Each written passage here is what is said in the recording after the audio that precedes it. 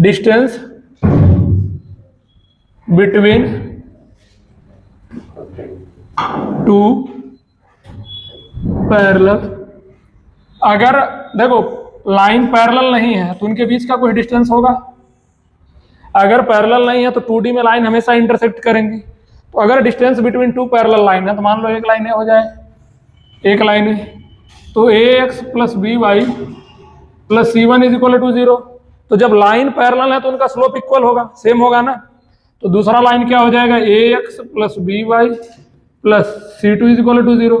अब इनके बीच का अगर तुमको डिस्टेंस निकालना हो, ठीक है, distance between two parallel line, तो उसका फॉर्मूला क्या हो जाता है, अगर ये d हो जाए, ठीक है, तो d is equal to C1 minus C2 upon under root A square plus B square.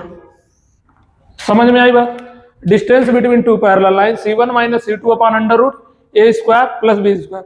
और हमेशा ध्यान रखना कि पैरेलल लाइन में x और y का कोफिशिएंट सेम हो, ठीक है। कई बार क्वेश्चन दे देगा, मान लो मैं यहां पर एक क्वेश्चन दे दे रहा, find distance between line 4x plus 3y plus 5 is equal to 0 and 8x plus 6y plus 15 is equal to 0, ठीक है। अब यहां पर अगर तुम स्लोप निकालोगे ना, इस वाले लाइन का स्लोप क्या हो जाएगा, स्लोप क्या होता है माइनस ए अपॉन बी, तो माइनस 8 अपॉन 6। इसका स्लोप क्या हो जाएगा माइनस 4 अपॉन 3। तो कैंसिल करोगे तो माइनस 4 अपॉन 3, दोनों का स्लोप सेम आ रहा है, यानी कि लाइन पैरेलल है। तो डायरेक्ट फार्मूला मत लगा देना C1 upon C2 upon under root A square plus B square. पहले x और को y के कोफिशिएंट को इक्वल करना, समझ में। यहां से अगर 2 कॉमन ले लो तो 4x plus 3y plus 15 upon 2 is equal to 0।